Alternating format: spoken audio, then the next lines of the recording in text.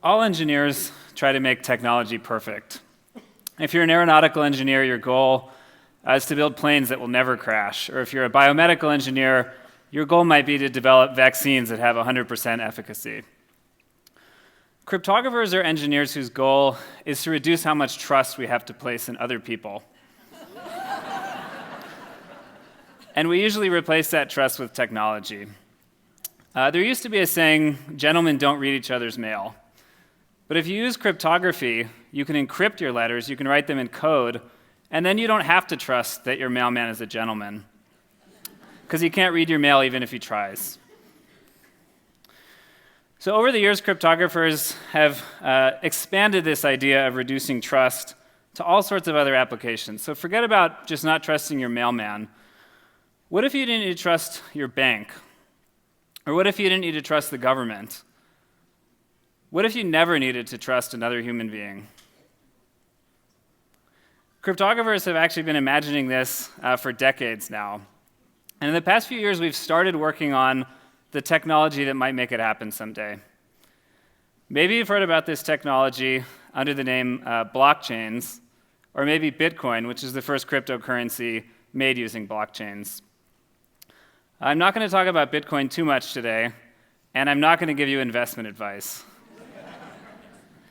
And I'm also not going to talk about all of the technical challenges that are facing us. Will this technology be secure? How much energy will it use? How will it comport with the law? Instead, I want to talk about what would the world look like if blockchain technology actually worked, and if it worked perfectly. So let's start by talking about what blockchains are and why they're being hyped as possibly the biggest thing for computers since the internet.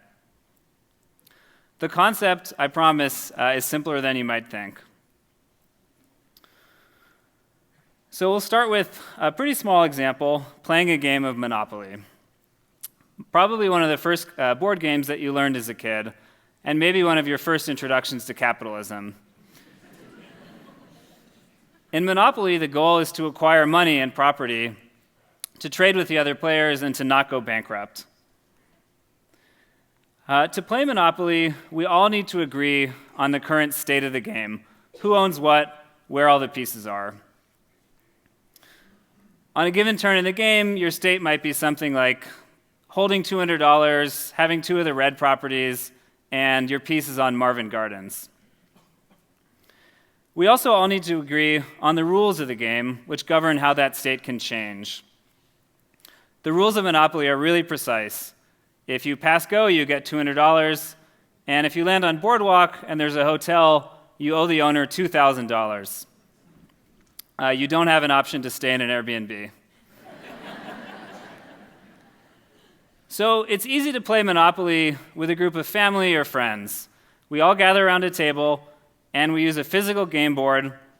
We move plastic pieces around, and we exchange paper money to track the state of the game. And to make sure that the rules are enforced, we trust each other not to cheat. But imagine trying to play a game of Monopoly against a group of strangers from around the world who you didn't know and you didn't have any reason to trust. You might try using a computer to track the state of the game. But if that computer crashes, you'll lose the state. Or even worse, if one of the players is able to hack into that computer, then they can cheat in the game. So using a single computer is what we call a centralized approach, which means you're putting all your trust in one place. Maybe you're putting your trust in a computer instead of a person, but computers can still fail. So what if instead of using one computer, we used 3 computers, and we had them vote on the state of the game? Now, if any one of those computers is compromised, that's not enough to cheat in the game. And if 3 computers is better than 1, why stop there? We could use 5 computers or 100 computers. And if you follow this thinking through, you end up with a decentralized system, which means that your trust is spread across thousands of computers that are all around the world.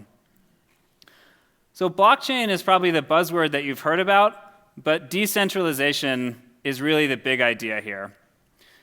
Blockchains are really just a means to achieve decentralization. Or more specifically, blockchains are how all those thousands of computers can talk to each other and agree on what the state of the game is. So to play Monopoly using a blockchain, every time it was your turn, you would announce what move you wanted to make to those thousands of computers. And they would all check to see that it followed the rules, and if it did, they would vote to update the state. And they would publish a new block so that all the other players could see that the state of the game had changed. So each block in a blockchain is a snapshot in time showing what the world looks like. The most recent block is what the world looks like right now. And the entire chain gives you a permanent record of how we got there. So tracking a Monopoly game might not seem very revolutionary. But notice something interesting. Tracking a game of Monopoly requires tracking a currency.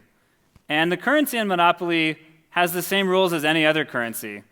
You can't spend money that you don't own, and you can't spend money twice. So what if we got rid of the board and the pieces and the properties and just focused on the currency and tracked a currency using a blockchain? That's basically what Bitcoin did. And when Bitcoin first came out, the currency was like Monopoly money in that it wasn't worth anything. But over time, people started to appreciate the value of Bitcoin and being able to send money to anybody, anywhere in the world, anonymously and securely.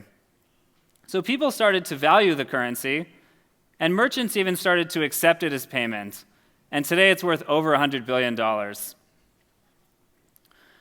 So this actually was revolutionary. It was the first currency to gain significant value without any government standing behind it. You should think about that for a second, because it's something that a lot of economists thought, and some economists still think, shouldn't be possible. And since then, we've realized that currency is just the beginning. With more powerful blockchains, you can do a whole lot more. With recent systems like Ethereum, you can actually program any application that you're able to write the rules for. So you could play Monopoly, but you could also run a stock exchange, or you could hold an auction. Instead of tracking the state of the game on the blockchain, you'd track who owns which stock, or who's bid how much in an auction. So imagine doing all of that without having to trust anybody. That's really why blockchains might be the next big thing for capitalism. They open up a whole new world of potential transactions that can be done between any two people anywhere in the world without any government in between them. And this could go much further than money. In the future, we might track who owns physical objects using a blockchain. Cars might be built to scan the blockchain to see who their owner is. So if Alice sells her car to Bob for $10,000, the car will see that transaction on the blockchain. And since we're in the future and it's a self-driving car, it will back out of Alice's driveway. After they've agreed, it will back out of Alice's driveway and head over to Bob's. And you can also do contracts on the blockchain. So maybe Bob agrees to pay Alice $1,000 a month for each of the next 12 months in exchange for that car. So once they both agreed, that contract will be recorded on the blockchain, and once again, the car will see it and automatically go to Bob. And if Bob doesn't make one of those payments, the car will see that, and it will see that Alice is its owner again, and it will go back to Alice. So notice that this contract is self-enforcing. Alice didn't need to sue Bob, and she didn't need to call the police. The effect of her getting her car back just happened automatically. So you might be asking, how is this different? We've tried to replace humans with machines for centuries. What's different is that blockchains aren't really about making things cheaper or faster or even more convenient. We can already do digital payments today using computers, if you trust your credit card company.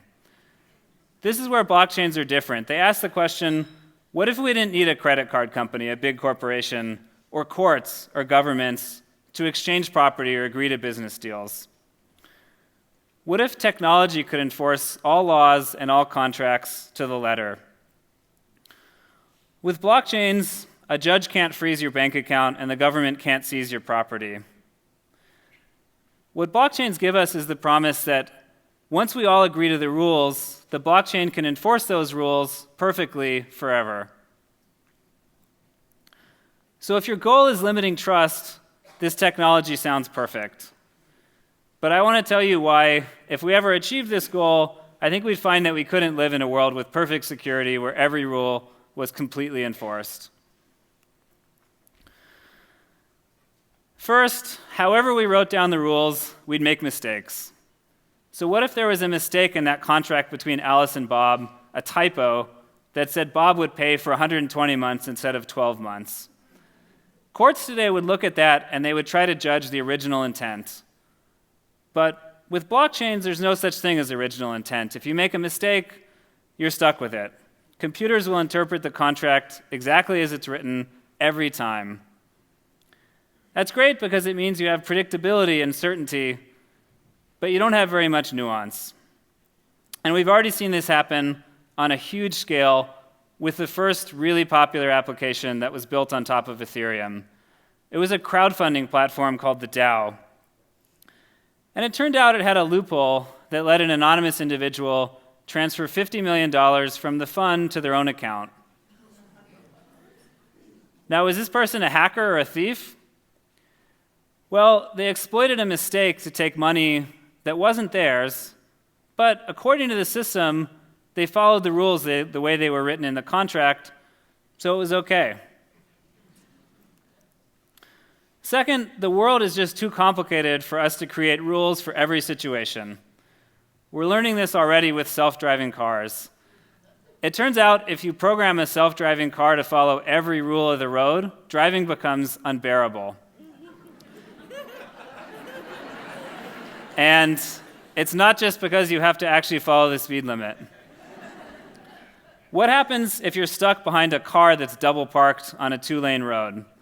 You'd probably check to see that there was no car coming in the other lane, and then you would cross the double yellow line, pass the car, and continue on.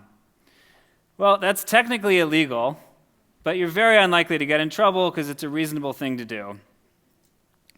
With blockchains, there's no such thing as technically illegal or looking the other way about a minor violation. If something's against the rules, you just can't do it. Third, technology will change, and today's rules won't always make sense in the future. This is also something that our legal system is constantly faced with. When the FBI asked Apple for help decrypting the iPhone that belonged to the San Bernardino shooter, there was a dispute about if this request was lawful. Was it like asking the company to hand over some data about a customer that it already had? Or was it like asking the company for help breaking into the customer's home? It wasn't clear because the law was written before the technology existed. Finally, and most importantly, our values will change. Since we're talking about property and ownership, we should remember that only a few generations ago in America, it was legal to own another human being as property. What would have happened if blockchains existed then and enforced slavery forever? Property is never as simple as just tracking a history of buyers and sellers. Our concept of who owns what and what you're allowed to own are an agreement that we all make as a society which reflect our values. If we allow computers to decide who owns what, we turn over control of our values to computers. So I don't want to overshadow that blockchains have really tremendous potential for good. They can help us fight corruption, they can fight abuse of power, they can provide transparency into what our governments are doing and how they're operating. And we should aim to limit the amount of trust that we have to place in large institutions. So I think we should absolutely keep building this technology. But let's not be so focused on the question of whether or not we can get the technology to work, or the question of how much money we can make from the technology, that we don't ask, What would the world look like if the technology worked perfectly? I think a world with fixed rules would be a very difficult place to live, without flexibility or nuance. It's a world where our values are fixed in stone and we have no room to grow as a society. And a world where you never have to trust another person sounds to me like a dystopia. So I think cryptographers need to redefine perfect. Perfect shouldn't mean that technology replaces all trust. It should mean that we use technology to moderate trust, to find the right balance between precision and compassion. And perfect shouldn't mean ensuring that rules can never be broken. Sometimes we need to trust each other just a little bit and break the rules. Thank you.